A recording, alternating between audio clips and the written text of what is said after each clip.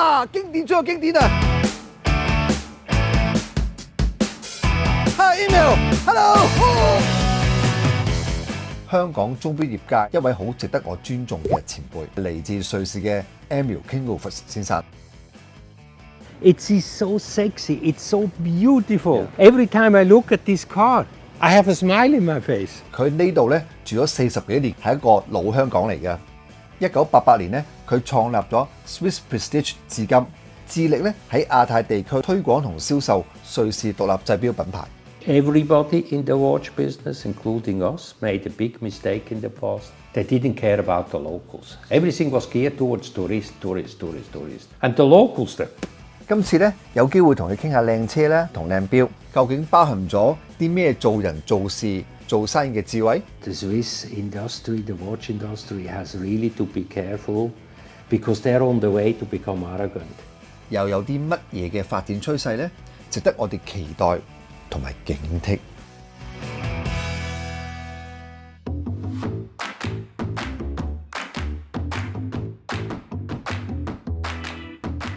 今次訪問最期待咧，其實唔係手錶啊，而係我可以親眼見到、摸到同埋坐到 Emil 其中一架靚車。Why is this car so classic in your opinion? Definitely one of the very iconic Ferraris. It was the first mid-engine concept. It was the first Ferrari with 6-cylinder. Today we have Ferraris. They have the engine in front and have it in the back. But before the 70s, all the old Ferraris, they had very huge engines in front. 8-cylinder, 12-cylinder. Big thing like this in. And this was the first one who had a 6-cylinder, which is smaller. And they had it in the middle of the car, even not in the back. They put it sideways in it. This was all completely a new concept for Ferrari. This is only technical thing, but if you look at the car from the side, from the front, you know, it's still today, I think, one of the most beautiful Ferrari. Timeless. It hasn't aged, yes. It's the same as with watches.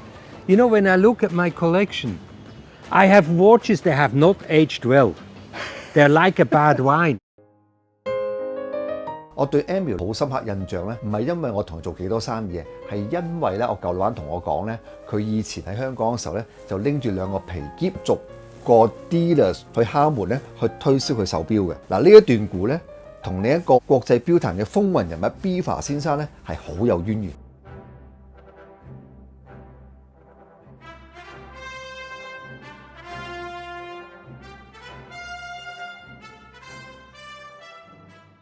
You went to the watches or watches went to you? I came to Hong Kong was to open a buying office for a big group of department stores in Switzerland because we bought a lot of things, especially in China at that time and through trading companies in Hong Kong. So we had that office. But I had the idea then, said, you know, we have so well good connections in Europe for our department store, where we have access to goods which we should also try to sell in Hong Kong. So we started importing things to Hong Kong. We did from shower curtains to ladies' underwear and all the things. And then at one stage came watches. So you left your previous company and established your own company to do watches business. I was basically left in this company. They had different plans, which I was not part of. So they told me to go. And you know, the obvious thing is, what do I do now? I wanted to stay in Hong Kong. I liked Hong Kong. And I had a good friend at the time who just started a venture, you know, Blancpain, very well known now today. And he was a good friend of mine, and he came up with the idea. He said, you know, why you don't do your own company and you start something? You're talking about senior Biver, right? Yes. And then, you know, I liked the idea, but of course I had no money. He also didn't have money. But we somehow came together and said, okay. How did you know him in the beginning? Through my previous company. 20 years ago, I was having dinner with my good friend Jean-Claude Biver. At that time, he was just building up Blancpain.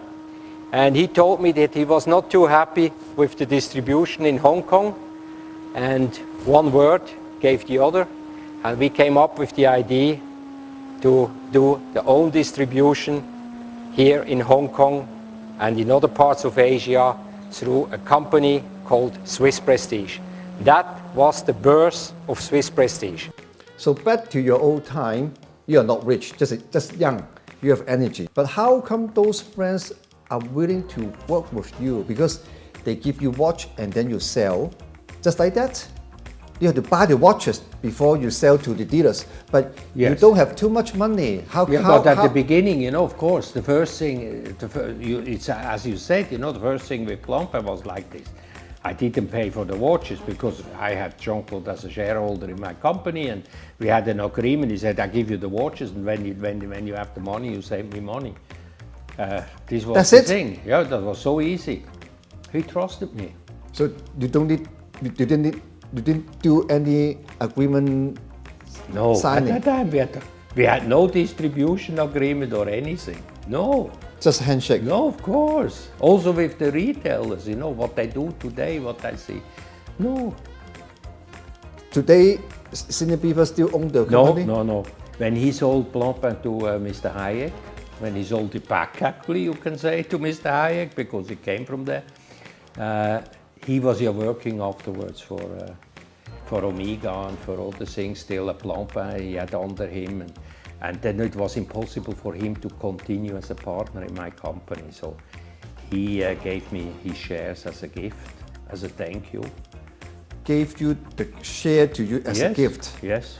Wow. Yes.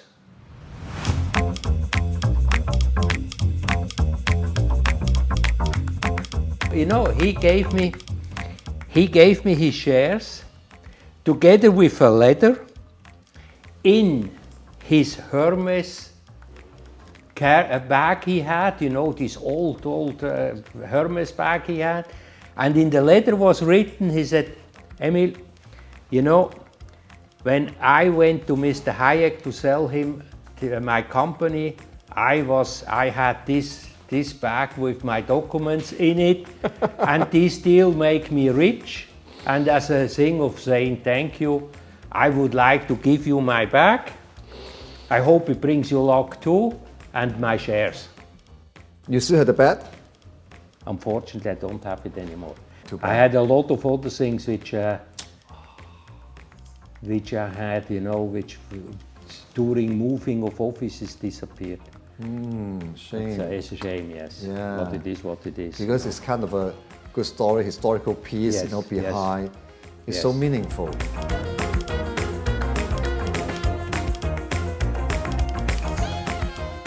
And I learned also something very important from Jean-Claude. He told me at the first day already, he said, Emil, now you must make a very important decision. You have now your own company. Either you make yourself rich or the company.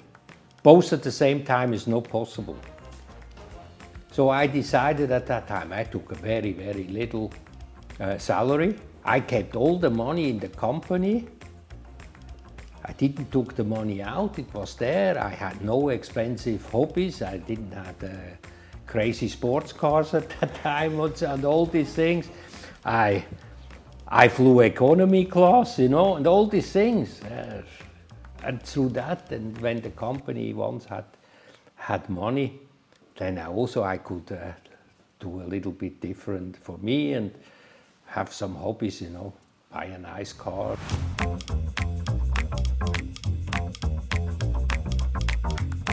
I was told that during your time, you had to carry the suitcase with all the watches inside to the doors of dealer. Of course. To the dealer, doors by door. Of course. To carry the suitcase was not the difficult part, but first you must not, you know, don't take a suitcase like this and you walk in and say, I want to see the owner and please buy some watches from me. It was not that easy. First you have to sell yourself. They must like you or must trust you. So how did you sell yourself in the first place? I'm curious. First, you must sell yourself, not the product. You sell first yourself. And the second step is you must make the customer buy. Don't sell him, make him buy. because to buying is something nice, and give him the pleasure of buying. People don't want to be sold, you know. You come and say, and don't try to sell him one watch more than he wants to order. This is, you know, and then through that you can build up a good relationship. So people trust you very much. Yes, people buy from people. It's not companies buy from company. How many years have you stayed in Hong Kong so far? 45 years? 45 years, yeah. Came in 79, very beginning of 79. So can I say that you witnessed the development of a watch industry? I'm talking about the luxury watch industry in Hong Kong. What are the changes?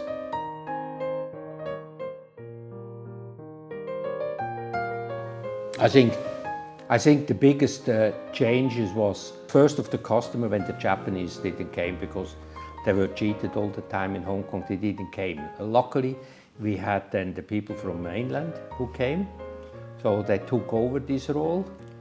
That was good. That was a big change. That was the biggest change from the customer base. Now, today the mainlanders also don't come anymore. They don't come, or the ones who come, there's a different kind. There's not the top people, the ones with money, because the ones with money, they go and buy their watches or in London or Paris or anywhere, but not in Hong Kong anymore. So we now purely rely on the local people, which everybody in the watch business, including us, but everybody, all the big brands, made a big mistake in the past. They didn't care about the locals. Everything was geared towards tourists. You know, Japanese and Chinese, we do that. And the locals there, you know. And now that we have all to work on this thing. And the second change was on the other side, was on the manufacturer's side. At that time, everybody, all the big brands, they worked through trading companies or specialized small companies like us who just did watches, just did Swiss watches. And today they all do it on their own. That was the two biggest changes. So how do you see the future? It's like with fortune telling, you know. They can always tell you the past. This is much easier than the future.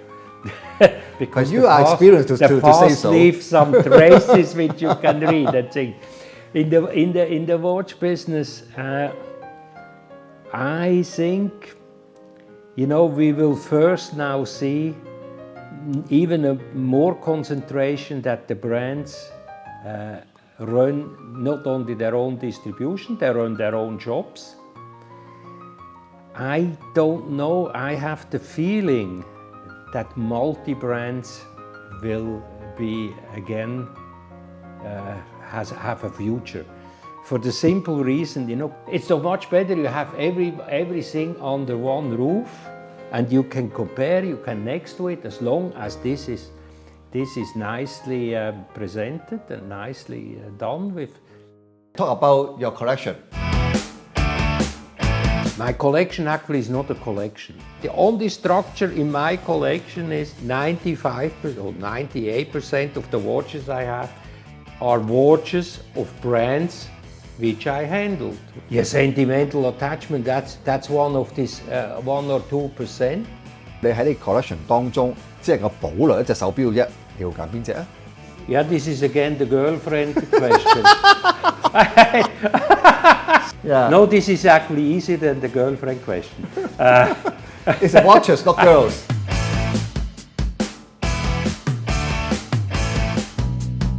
I would take the one I have from my father. You know, I remember my father was wearing this old, as long as I can remember, and he had this watch was a gift from my grandfather to him. And is of course at that time, you know, at that time as a gift in Switzerland, you gave a Longines, and if you were rich, you gave an Omega. You know, I can only remember that he had this watch, and he was always wearing them. I think this watch never went to a service or to anything. I just said the watch is working. Yes, it's working. You say take it away. Everything else, if I have the money, I could buy again. This I cannot buy again. I could maybe even buy. I could buy maybe the same watch, but it's not the watch my father has worn. So what do you see the niche brand, the independent brands? I see your company carry quite a lot.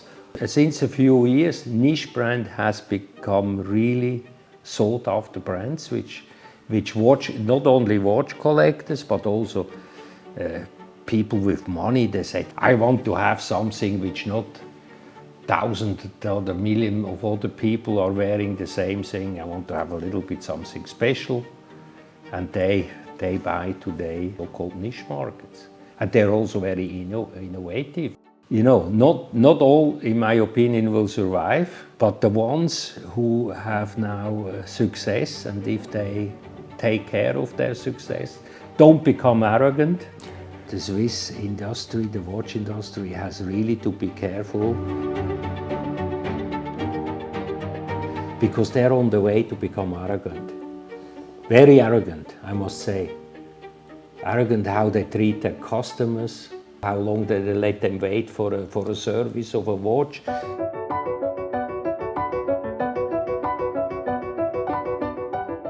Hey, one more thing, interesting. Your company called Swiss Prestige. I thought you only carry Swiss brand, but I saw one brand. Me too. But how come this brand you carry? You know, from Germany you carry. Yes, this is from Moritz Germany. Grossmann, and we are proud to have Moritz Grossmann, and that opens maybe doors for other things in the future. You know, the Japanese make fantastic things today. Look at the Grand Seiko. I don't have to tell you. I mean, this. If I would be the Swiss watch manufacturer, I would be worried about Grand Seiko, not about others. I have seen a few very nice things coming from China too. It is not like in the past. The future will be different, you know. I don't think that the Swiss watch industry will remain that dominant, strong, especially on the luxury end. So you think it will change? Yes, but such changes will take time. 同 Emil 傾完偈咧，雖然嗰個年代嘅鐘錶發展機遇同今日好唔同，但好多嘢嘅本質，例如買賣當中嘅人情咧，賺錢要講公平雙贏啦，先苦後甜嘅毅力同遠見咧，就算喺唔同嘅國家或者時機，呢啲都係相通㗎。下一集咧，希望揾到更多有趣嘅人物分享佢哋經驗啦。下期見啦！